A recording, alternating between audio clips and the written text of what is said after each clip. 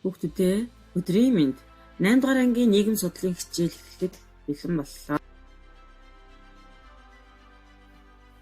Соёл бүлгийн эхний сэдэв болох бид нутгийнхаа өв соёлоор бахархдаг. Соёл нь тухайн нийгмийг бусад нийгмээс ялгаж өгөх гол шинжин болж өгдөг бөгөөд нийгмийн хөгжлийнх нь үндэс төдийгүй хүмүүс хойч үедээ өвлүүлдэг үнэт зүйлс нь болж өгдөг соёл.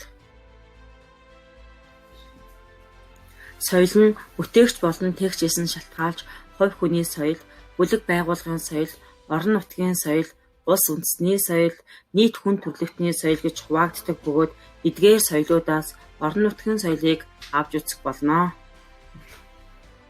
Орон нутгийн соёл нь тухайн нутгийн зан олонны хөгжлийн үндэс болдог. Эрт идүүгээд эрхэмлэн дээдлэгдэж, хойч үедээ өвлүүлэн хөгжүүлсээр ирсэн хууль үнэт зүйлсийг багтаан авч үздэг.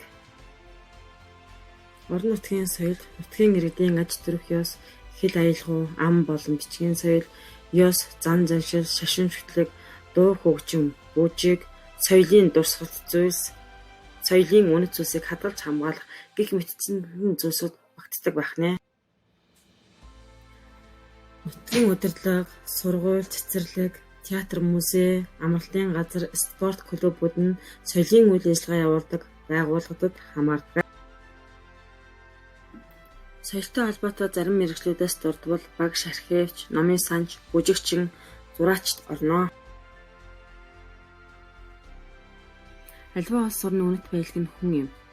Хүний хөгжих бололцоо хэр зэрэг бүрдсэн, хүн амын өсөлт, эрүүл мэнд, амьдралын түвшин ямар байгаа зэрэг нь тухайн орон нутгийн соёлын чухал үзүүлэлт болж өгдөг. Дээрх соёлын үзүүлэлтээс хамааран сүүлийн үед шилжилт хөдөлгөөн эрчимтэй явагдаж байна. Орон нутгийн хөгжлийн бодлого чухал бөгөөд архангай амьд ажил жуулчлалын чиглэлээр төв соёлын дурсгалт газруудаараа гадаад болон дотоодын жуулчдыг аялуулж байна. Монгол улсын үндсэн хууль, соёлын тухай хууль, соёлын өвийг хамгаалах тухай хууль нь соёлтой холбоотой хуульд орно.